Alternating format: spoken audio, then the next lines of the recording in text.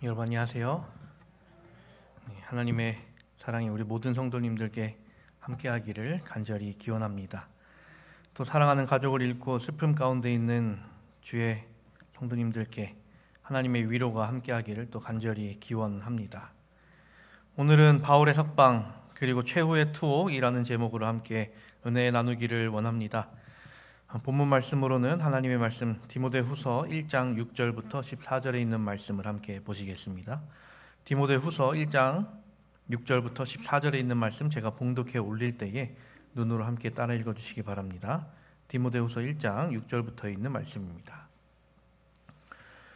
그러므로 내가 나의 안수함으로 내 속에 있는 하나님의 은사를 다시 부릴 듯하게 하기 위하여 너로 생각하게 하노니 하나님이 우리에게 주신 것은 두려워하는 마음이 아니요 오직 능력과 사랑과 절제하는 마음이니 그러므로 너는 내가 우리 주를 증언함과 또는 주를 위하여 갇힌 자 된 나를 부끄러워하지 말고 오직 하나님의 능력을 따라 복음과 함께 고난을 받으라. 하나님이 우리를 구원하사 구원하신 소명으로 부르심은 우리의 행위대로 하심이 아니요 오직 자기의 뜻과 영원전부터 그리스도 예수 안에서 우리에게 주신 은혜대로 하심이라. 이제는 우리 구주 그리스도 예수의 나타나심으로 말미암아 나타났으니 그는 사망을 패하시고 복음으로써 생명과 썩지 아니할 것을 드러내신지라. 내가 이 복음을 위하여 선포자와 사도와 교사로 세우심을 입었노라. 이로 말미암아 내가 또 이 고난을 받되 부끄러워하지 아니함은 내가 믿는 자를 내가 알고 또한 내가 의탁한 것을 그 날까지 그가 능히 지키실 줄을 확신함이라. 너는 그리스도 예수 안에 있는 믿음과 사랑으로서 내게 들은 바 바른 말을 본받아 지키고 우리 안에 거하시는 성령으로 말미암아 내게 부탁한 아름다운 것을 지키라. 아멘. 삼국지에는 이런 내용이 있습니다. 사마이는 정탐을 나갔던 하우페에게 정탐 결과를 듣죠. 촉군이 군사를 물리고 있습니다. 그러자 사마이는 무릎을 치며 말했습니다. 공명은 죽었다. 이를 놓치지 않고 얼른 쫓아가서 격퇴하자. 이 사마이는 몸소 군대 앞에 나서서 적인 총나라 군대를 추격하게 이릅니다. 그 순간 도망치던 촉군이 피리와 징을 치면서 다시 돌아오고 있었던 것이었습니다. 거기에는 한 깃발이 올라가 있는데 거기에는 이렇게 적혀 있었습니다. 한승상 무향우 제갈량. 제갈량이 지금 여기 있다라는 것을 알리는 깃발이었죠. 이를 보고 사마이는 우리가 속았다라고 생각을 했습니다. 제갈량은 죽었다라고 생각하고 속임수다라고 생각을 했는데 멀리서 이 촉군을 보니 제갈량이 수레에 앉아서 자신을 바라보는 모습을 보게 되죠. 그걸 보자 사마이는 크게 놀라며 외쳤습니다. 우리가 너무 서두르다가 큰 화를 당하겠구나. 얼른 퇴각하자. 그 소리에 위나라 군대는 혼란에 휩싸인 채 퇴각하였습니다. 사마이가 너무 정신없이 도망치자 뒤따라온 하우페가 이야기를 하죠. 진정하십시오. 우리가 충분히 멀리 왔습니다. 그때 사마이가 자기 목을 매만지면서 말합니다. 내 목이 제대로 붙어 있느냐. 그런데 나중에 알고 봤더니 이 제갈공명은 정말로 죽은 상태였습니다. 그걸 알고 사마이는 이렇게 말하죠. 사공명 주생중달. 죽은 공명이 산중달, 산 사마이를 쫓아냈다, 도망치게 만들었다였습니다. 죽은 공명이 산 사마이를 도망치게 만들었습니다. 삼국지에서 장비 관우가 죽고 유비도 그 후에 죽자 총나라는 심각한 위기에 처했었죠. 유비의 아들이 황제에 오르지만 이 유비의 아들 그 유선에 대해 평가는 모두가 암군이라고 할 정도로 암울했습니다. 그 총나라를 버티고 있던 인재 둘이 있었는데 조은 자룡과 제갈 공명 이 두 사람이었죠. 근데 이 조자룡마저 죽자 제갈량은 어떻게 해야 이 상황을 해결할 수 있을지 고민하고 또 고민합니다. 그리고 이 상황을 타개할 방법으로 북벌을 이야기하며 출사표를 황제에게 올리고 몸소 전쟁에 나서게 되죠. 이때 제갈량을 보고 사마이는 사자를 보내서 이야기를 하죠. 승상은 잘 주무시고 있는지 보고 와라. 그러면서 이야기를 하는 게 그렇게 적게 드시고 과로하시는데 어떻게 오래 사시겠습니까? 이 말을 들은 제갈량은 이렇게 말합니다. 나라고 왜 모르겠나? 과로하면 몸이 축난다는 걸. 하지만 나라의 위기 상황에서 어쩔 수 없었던 그였습니다. 그렇게 그는 마지막을 불태웠죠. 그 죽는 순간까지도 나라를 위해 충성을 다했던 사람이었습니다. 이렇게 사람이 죽기 전에 힘을 내는 경우가 있습니다. 그리고 죽음이 얼마 남지 않았다는 것을 알게 되면서 마무리를 짓기 위해 몸을 일으키게 되죠. 우리가 이것을 이렇게 이야기합니다. 회광반조, 돌아올 회 빛광, 돌이킬 반 빛일조. 해가 지기 전에 일시적으로 햇살이 강하게 비추어 하늘이 잠시 밝아지는 현상으로 생겨난 말입니다. 사람에게도 이 일이 중요하지만 공명과 같이 불태우기 위해서는 내가 나의 죽음을 인지하고 있는가가 중요할 것입니다. 그리고 나의 죽음도 헛되지 않겠다 하는 마음이 중요하겠죠. 우리는 사람입니다. 이 사람에게 있어서 살아있다는 것에는 여러 의미가 있죠. 우리가 사용하는 한글에서는 이 사람이라는 단어도 살다에서 파생된 동적 목적어이죠. 사람은 살아있기에 사람이다라는 것입니다. 근데 하나님께서는 그 사람이 살았던지 죽었던지 상관없이 하나님의 사람이라면 모두 똑같이 생각하십니다. 그리고 모두 똑같이 하나님의 종으로서 이용하시죠. 그 사람이 하나님의 사람으로 살다가 죽었다면 그 죽음조차 영화롭게 하시는 분이 우리의 하나님이십니다. 죽음조차도 우리를 그리스도의 사랑에서 끊을 수 없습니다. 그런데도 우리가 잘 알듯이 이 죽음이라는 것은 언제나 슬픈 일이죠. 이 로마에서 바울의 사역은 많은 영혼을 회심시키게 이르릅니다. 그런데 자기의 안전뿐 아니라 이 교회의 번영을 위협하는 구름이 몰려오고 있었습니다. 이 바울이 처음 로마에 왔을 때 공의롭고 성실한 황제의 근위대장 관할 아래 있을 수 있었죠. 그 사람 덕분에 바울은 비교적 자유롭게 이 복음 사업에 종사할 수 있었습니다. 그런데 그 바울의 투옥 시기 2년이라는 시간이 끝나기 전에 그 근위대장이 바뀌게 됩니다. 이 바뀐 근위대장은 어떤 호의도 기대할 수 없는 악명 높은 관원이었다라고 이야기를 하죠. 그리고 이 시기부터 유대인들은 바울을 해치려는 노력을 아주 적극적으로 추진하게 됩니다. 이 바울을 해칠 일에 도움이 될 만한 사람이 누가 있나 찾아봤을 때 한 사람이 그들 눈에 띄게 되죠. 그 사람의 이름은 포파이나 사비나, 폼페이에서 온 사비나라는 사람입니다. 네로의 두 번째 부인이었습니다. 이 여인에 대해서는 아주 방탕한 사람이다라고 평가를 합니다. 이 사람의 삶을 되돌아보면 결혼을 이제 3번 한 것으로 기록되어 있는데요.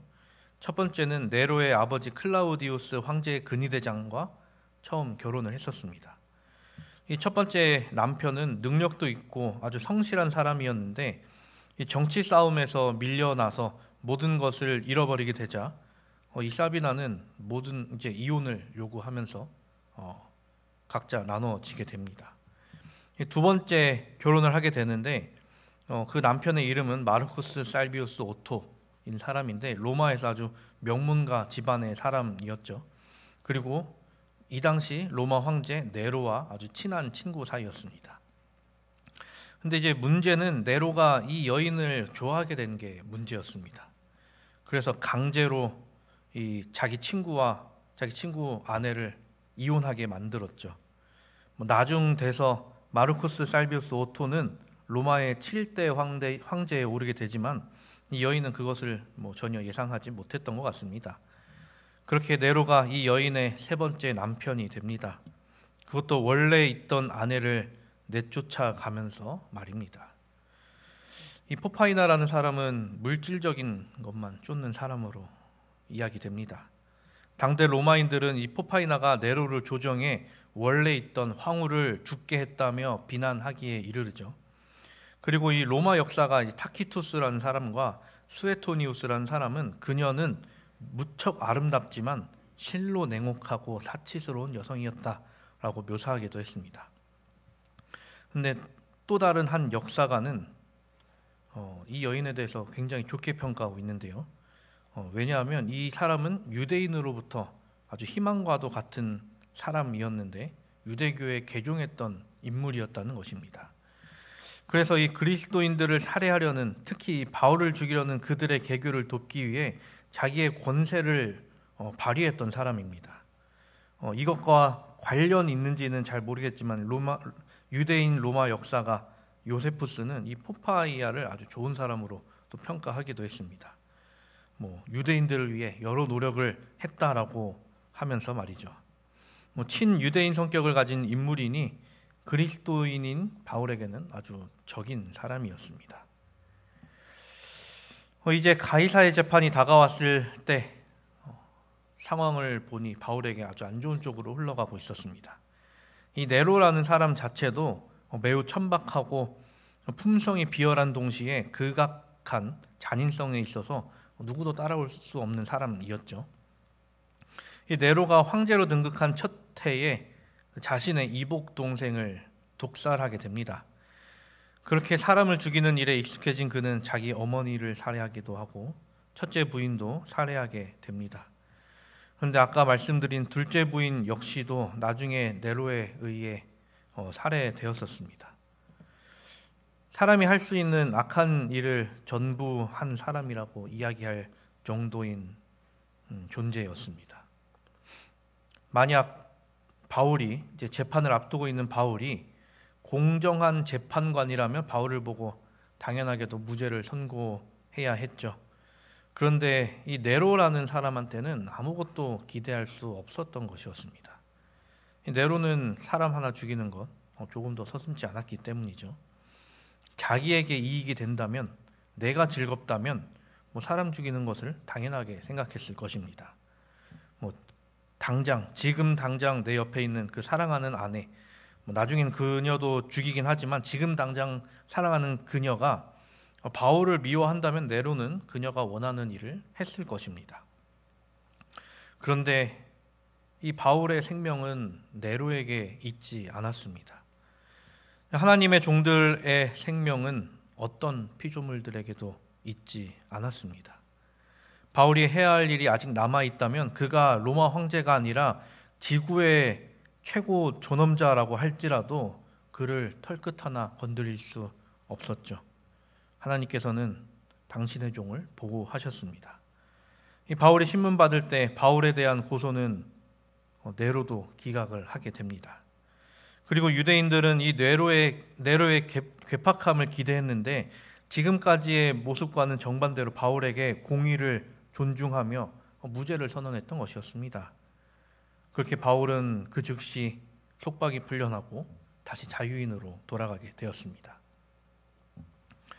만약 바울의 신문이 조금이라도 지연되었거나 혹은 무슨 일이 있어서 바울이 로마에 조금 더 체류했더라면 우리가 바울의 신변에 문제가 발생했음을 봤을 것입니다.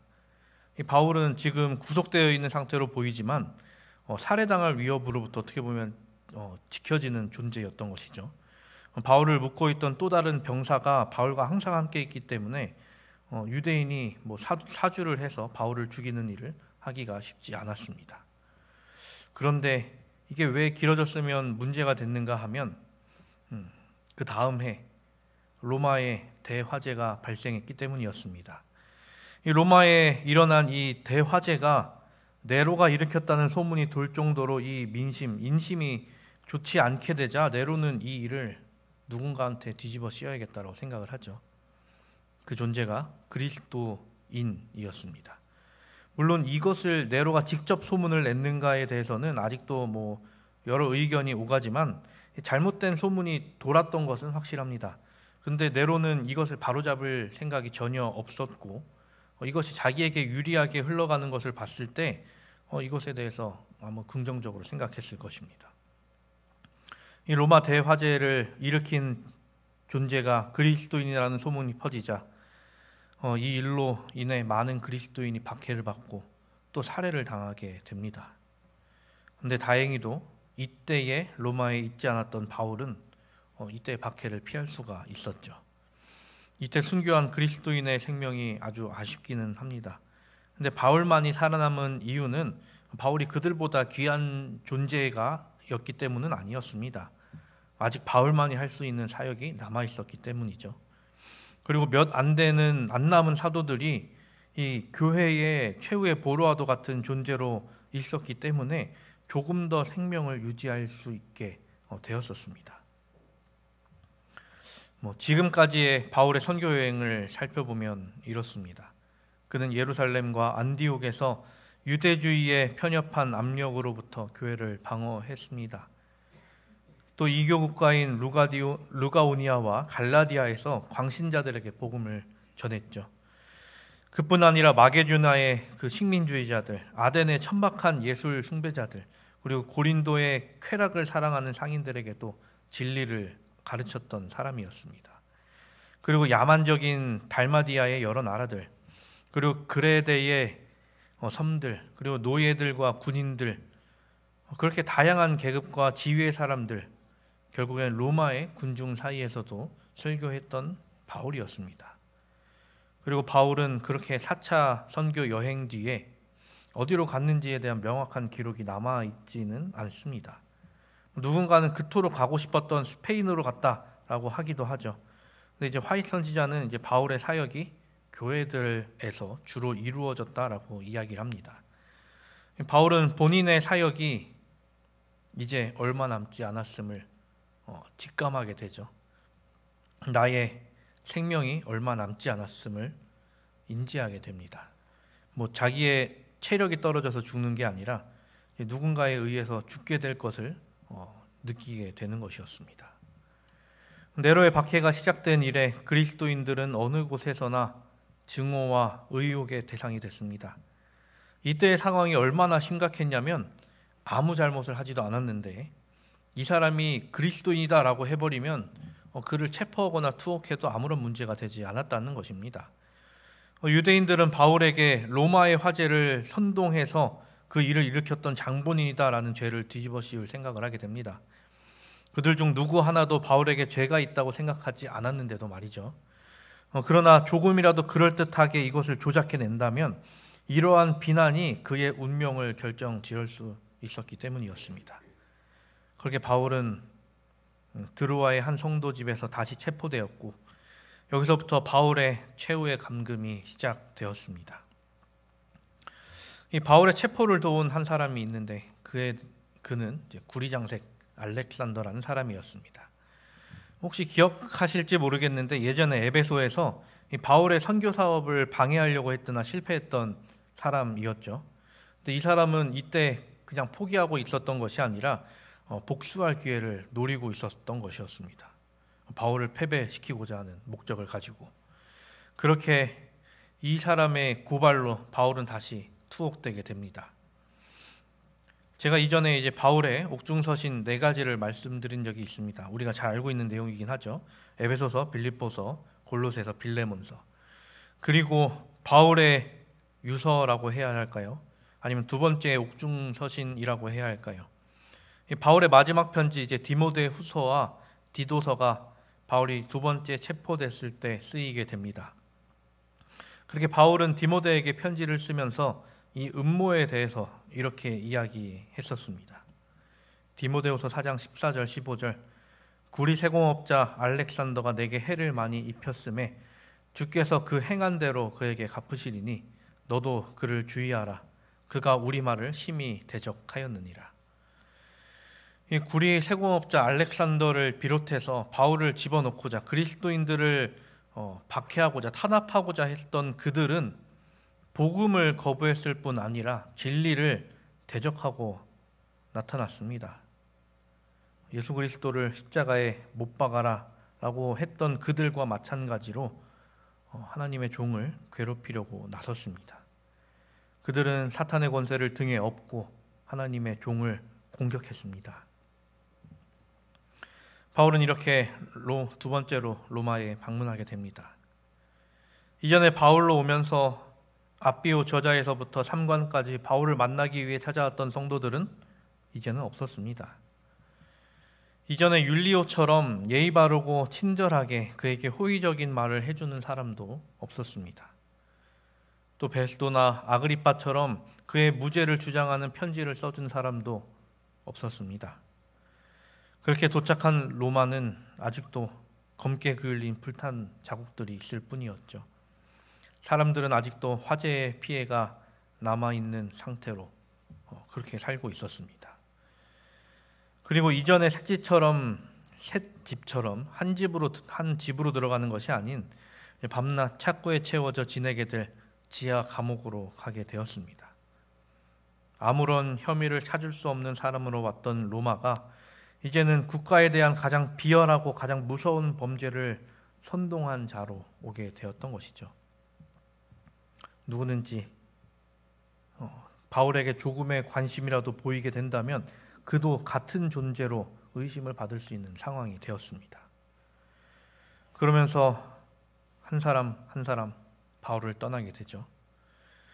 가장 먼저 떠났던 부겔로와 허모네게라는 사람이 있었습니다. 그리고 점점 어두워져가는 그 고난과 위험의 짙은 구름에 낙심했던 데마가 세속적 편안함과 안전을 찾아 바울을 버리고 떠났습니다. 그리고 위험한 자신을 떠나 다른 곳으로 파송 보냈던 이들도 있긴 했습니다. 그레스게를 갈라디아 교회로 보내고 디도를 달마디아 교회로 보냈으며 두기고를 에베소 교회로 파송했죠. 또 사랑받는 의원이요 충실한 친구였던 누가는 여전히 바울과 함께 했습니다. 나이가 들고 성할 곳이 없는 그 사도의 몸을 돌볼 것을 자처한 이 누가가 있었기 때문에 바울이 버틸 수 있었을 것입니다. 그리고 위험을 무릅쓰고 바울을 찾아온 에베소의 그리스도인 오네시보로가 또 있었습니다. 이 오네시보로에 대해서는 바울이 편지를 통해 이렇게 이야기합니다. 디모데후서 1장 16절에서 18절입니다. 원하건대 주께서 오네시보로의 집에 긍휼을 베푸시옵소서. 그가 나를 자주 격려해 주고 내가 사슬에 매인 것을 부끄러워하지 아니하고 로마에 있을 때 나를 부지런히 찾아와 만났음이라. 원하건대 주께서 그로 하여금 그날의 주의 긍휼을 입게 하여 주옵소서. 또 그가 에베소에서 많이 봉사한 것을 내가 잘 아느니라. 바울은 편지를 쓰면서 자기의 사역이 끝나가고 있음을 알았습니다. 바울은 이제 할 만큼 했으니 좀 쉬어야겠다라고 하면서 모든 것을 놓았는가 하면 그렇지 않았죠. 굽어있던 등을 다시 펴고 잘 보이지 않던 눈에 다시 한번 힘을 주고 소리도 잘 안 나오던 목을 가다듬어 대필자 누가를 통해 편지를 작성하게 됩니다. 그 편지의 인사말이 오늘의 본문이죠. 그러므로 내가 나의 안수함으로 내 속에 있는 하나님의 은사를 다시 부릴 듯하게 하기 위하여 너로 생각하게 하노니 하나님이 우리에게 주신 것은 두려워하는 마음이 아니요 오직 능력과 사랑과 절제하는 마음이니 그러므로 너는 내가 우리 주를 증언함과 또는 주를 위하여 갇힌 자 된 나를 부끄러워하지 말고 오직 하나님의 능력을 따라 복음과 함께 고난을 받으라. 하나님이 우리를 구원하사 거룩하신 소명으로 부르심은 우리의 행위대로 하심이 아니요 오직 자기의 뜻과 영원 전부터 그리스도 예수 안에서 우리에게 주신 은혜대로 하심이라. 이제는 우리 구주 그리스도 예수의 나타나심으로 말미암아 나타났으니 그는 사망을 패하시고 복음으로써 생명과 썩지 아니하실 것을 드러내신지라. 내가 이 복음을 위하여 선포자와 사도와 교사로 세우심을 입었노라. 이로 말미암아 내가 또 이 고난을 받되 부끄러워하지 아니함은 내가 믿는 자를 내가 알고 또 내가 의탁한 것을 그날까지 그가 능히 지키실 줄을 확신함이라. 너는 그리스도 예수 안에 있는 믿음과 사랑으로서 내게 들은 바 바른 말을 본받아 지키고 우리 안에 거하시는 성령으로 말미암아 내게 부탁한 아름다운 것을 지키라. 사람들이 이 삼국지의 제갈공명을 좋아하는 이유는 자기의 목숨을 바쳐 끝까지 충성을 다하는 모습 때문일 것입니다. 출사표를 황제에게 올리고 전쟁터로 직접 나가 본인의 생명까지 다해 나라를 싸웠던 그였죠. 그는 나라에서 가장 존경받는 사람이었기에 그의 행동을 기억하는 사람이 많았습니다. 적군까지도 그의 충성과 능력에 예를 다하기까지 했죠. 그렇게 사람들에게 기억되는 회광반조를 한 공명이었습니다. 그런데 바울은 당시 누구에게도 눈에 띄지 않았습니다. 가장 어두운 곳에 갇혀 있으며 그의 목소리는 누구에게도 들리지 않을 것처럼 보였죠. 감옥에 갇혀 죽을 날을 기다리고 있던 한 사람, 이 사람과 엮이면 나의 목숨도 위태하게 할 어떤 되게 무시무시한 존재였습니다. 그런데 그가 나타냈던 빛은, 그가 나타낸 목소리는 세상의 어떤 빛보다, 세상의 어떤 목소리보다 더 밝고 더 컸습니다. 그런 그도 회광반조를 하죠. 그런데 그가 내비친 빛은 자기의 능력이 아닌 그리스도의 빛이었습니다. 사랑하는 우리 성도 여러분, 바울이 디모데에게 전한 말대로 우리도 그렇게 살게 되기를 간절히 바랍니다. 너는 그리스도 예수 안에 있는 믿음과 사랑으로서 내게 들은 바 바른 말을 본받아 지키고 우리 안에 거하시는 성령으로 말미암아 너에게 부탁한 아름다운 것을 지키라. 우리의 삶 속에 성령으로 말미암아 아름다운 것을 지키는 우리 모두가 되기를 간절히 바랍니다. 그리고 우리 앞서 있던 많은 우리의 믿음의 선조들, 또 사도들이 했던 것처럼 그의 삶 속에서 그리스도의 빛을 나타낸 것처럼 우리 또한 그리스도의 빛을 발하는 그러한 존재가 되기를 간절히 바랍니다. 우리 안에 그리스도로 언제나 가득하기를 간절히 바라며 오늘의 말씀을 주시도록 하겠습니다.